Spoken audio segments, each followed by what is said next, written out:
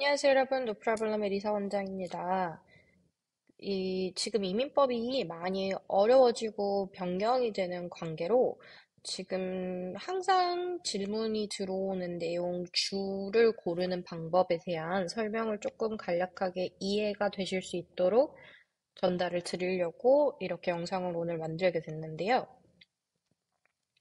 기존에도 저희가 설명했던 방식 중에 하나지만 조금 더 예시를 들어서 이해하시기가 편하게끔 영상을 만들었습니다.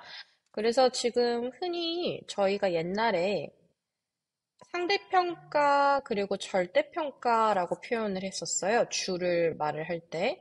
이거를 조금 더 간단하게 이야기를 해서 우리가 상대평가는 랭킹제, 그리고 스코어제, 이민이라고 표현을 할 거고요. 그리고 절대평가주는 조건 충족제라고 표현을 하겠습니다. 상대평가주에 대해서 상당히 이해가 어렵다라고 하시는 분들이 있는데, 이 부분을 다시 한번 더 제가 어떤 식으로 설명을 해야 우리 지원자들이 이해력이 빠르고, 그리고 뭐에 빗대었을 때 가장 효율적으로 설명을 할 수 있는지를 고민을 하다 보니까, 아무래도 한국에 계신 분들은 수능 정시에 대해서 익숙하시잖아요. 이 수능이라는 거를 보시게 되면 본인의 등급이 상대적으로 남들보다 점수에 빗대었을 때 등급이 결정이 되는 거를 우리가 등급제라고 하죠. 그래서 등급제와 랭킹제는 같다라고 표현을 한다면, 자, 우리가 상대평가 영주권이라는 표현은요, 말 그대로 똑같이 수능 정시라고 생각을 하시면 되는데, 우리가 수능을 봤을 때 점수가 잘 나오면 1등급이 나오잖아요. 그래서 우리가 보통 내가 서울대를 가려고 하면 1등급에서 1.5등급의 통계가 나와야 된다라고 표현을 한다면, 이 상대평가 영주권은요, 실질적으로 이 등급이 올라갈 수도 있고 내려갈 수도 있는 거예요. 우리가 쉽게 생각하면 각 연도에 따라서 수능도 물수능, 불수능으로 나뉘잖아요. 그래서 물수능일 때는 뭐 이런 적은 한 번도 없었지만 서울대를 2등급짜리도 갔다. 뭐 이런 내용이에요. 그래서 실제 상대평가 영주권은요, 그 연도에 혹은 계속 이 영주권이 진행이 되면서 이게 1등급짜리가 갈 수 있을지 1.5등급짜리가 갈 수 있을지를 캐나다에서 뽑을 때 결정이 납니다. 그래서 이 상대평가를 하는 주는 어디가 있냐면 BC주, 온타리오주, 그리고 현재 이번에 바뀐 2024년 기준으로 알버타주도 이 랭킹제로 바뀌겠다라고 이야기가 들어간 거죠. 그리고 마지막으로 연방에서 하는 그 페더럴 측면에서 익스프레스 엔트리까지도 이 전체적인 랭킹제, 스코어제에 들어갑니다. 그런데 여러분들이 주를 결정을 하실 때 왜 이 랭킹제랑 스코어제가 저희가 조금 어렵다고 하고 인기가 없냐라는 표현을 하냐면요. 변수가 굉장히 높기 때문이에요. 여러분들이 이 상대평가라는 거는 내가 언제 신청하는지에 따라 그날따라 애들이 시험을 다 못 보면 나는 평소처럼 봤는데도 내 점수가 등급이 올라가서 내가 뽑힐 수가 있는 변수가 있는 거죠. 그래서 우리가 흔히 말하는 가장 안전한 혹은 아니면 가장 빠르다라는 표현을 할 때 상대평가 주 영주권은 변수가 많아서 상대적으로 힘들고 어렵다라는 표현을 합니다. 이 변수는 말 그대로 변화를 하기 때문에 이 변수까지를 예측을 해서 이민 법무사인 제가 어이구 당신은 이번에 1등급에 나오시겠네요. 할 수가 없는 거예요.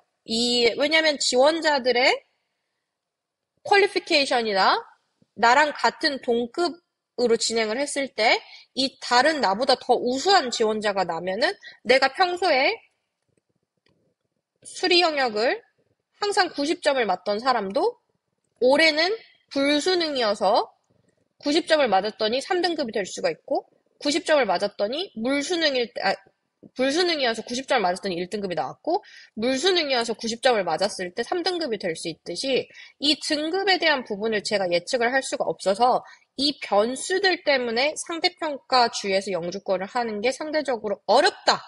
그리고 힘들고 알 수가 없어요. 그래서 상대평가 주는 빠르고 안전하다라는 표현을 할 때는 상대적으로 추천을 못하는 이유가 여기에 있는 거고요. 이거와 정반대되는 절대평가제, 흔히 말하는 조건충족제입니다. 조건충족은 뭐냐면은 우리가 예를 들면 뭐 수시로 예체능으로 학교를 간다고 할 때 뭐 예체능 학교에서 나를 받아줄 때 조건을 걸 거란 말이에요. 적어도 국어, 외국어, 영역이 3등급 이상일 것. 그리고 대회에서 수상 경력이 있을 것. 그리고 마지막으로 고등학교는 졸업을 할 것. 뭐 이런 내가 조건 체크리스트가 있겠죠. 이 체크리스트를 3개를 통과한 지원자들은 뭐 그냥 예시를 들자면 한양대 예술과에 100% 지원이 가능하다. 뭐 이런 조건이 있을 거예요. 그래서 이 조건을 충족을 하면은 영주권을 할 수 있는 거예요. 여기서 말한 거는 한양대가 제 기준에서는 이 조건부 조건 충족제를 하는 지역에서 본인을 영주권을 하라고 추첨을 해준 거겠죠. 그래서 지금 이 조건 충족제에 아직도 들어가는 지역이 어디냐면 SIMP 지역인 사스카추완, 그리고 우리가 말하는 AIP 지역인 아틀란틱 지역. 아틀란틱 지역에 어디가 들어가는지를 알아야 되는데, 이때 흔히 노바스코시아, 그리고 뉴 브런즈윅, PEI, 그리고 아직까지 마니토바 지역도 조건 충족제로 들어가실 수가 있어요. 쉽게 생각하시면 이 4개 주 제외하고는 아직까지는 조건 충족제로 진행되는 주들이 이렇게 남아있다라는 거 간단하게 생각하시면 되고요. 이 조건 충족제 지역이 내용이 바뀔 수도 있습니다. 그리고 실제로 조건 충족제 지역에서도 자기네들이 어떤 점수를 계산을 할 수 있는 평가표를 만들어 놨는데, 어떤 조건 충족제에서는 예를 들면 사스카추안의 익스프레스 엔트리 스트림 중에서도 그 스킬드 워커를 보시면은 자기네들 사스카추안에서 만들어낸 점수에서 60점 이상을 통과를 해야 된다. 뭐 그런 조건이 또 달라붙어요. 그래서 조건 충족제에서도 또 점수가 어느 정도 이상 그들이 만들어낸 점수제를 특정 이상으로 통과해야 될 수 있습니다. 그렇다고 한들 얘네들처럼 상대평가는 아니니까 이 지네들이 만들어낸 점수에서 특정 커트라인 이상만 올라간다면은 이 각 주에서 초대장을 남겨주겠죠. 이 초대장이라는 거는 내가 넣어놨더니 너 굉장히 우리한테 필요한 인재야. 그러니까 우리가 너 초대해서 너 바로 들어와서 우리한테 영주권 할 수 있게끔 각 주에서 주는 거예요. 예를 들면 사스카추안 주에서 주는 거, 뉴브런즈윅 주에서 주는 거, 노바스코시아 주에서 주는 거, 이런 식으로 각 주에서 너가 이 조건을 충족했으니까 넌 내 거야 라고 해서 영주권을 지원할 수 있게끔 초대장을 보내주는 거를 우리가 절대평가제, 즉 조건 충족제라고 표현을 합니다.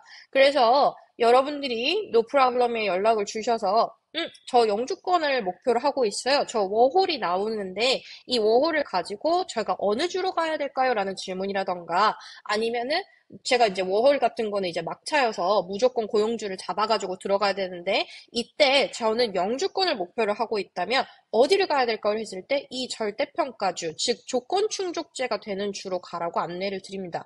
하나 빼먹었네요. 우리가 RNIP 지역이라 그래서 루럴 지역인데, 여기서 루럴은 뭐냐면 각 주에서도 유달리 사람이 없어가지고 맨날 사람을 뽑는 주들이 있어요. 흔히 말하면 이제 BC주에서 번원 같은 경우는 너는 BC주인데도 이 상대평가가 아니라 이 RNIP가 되는 지역을 간다면 이것도 조건 충족제로 인정이 되기 때문에 이 RNIP가 되는 특수 지역들까지도 조건 충족제가 됩니다. 그래서 이 내용을 토대로 내가 어느 주로 갈지를 결정을 내리는 거예요. 최대한 설명을 쉽게 해보려고 했는데 이해가 안 가실 수도 있고 아직도 어려우실 수도 있어요. 그런 경우는 사실 추가 상담을 꼭 받으시기를 추천을 드리고요. 어, 이 영상이 도움이 되셨다면 그리고 혹은 본인이 향후에 캐나다를 오시든 오시지 않든 기본적으로 영주권에 관심이 있으시다면 이 내용을 한번 보시고 안내를 주시면은 노 프라블럼 팀에서 최대한 자세하게 설명을 드릴 수 있도록 도와드리겠습니다. 그럼 오늘도 좋은 유학 기민 되시고 안녕!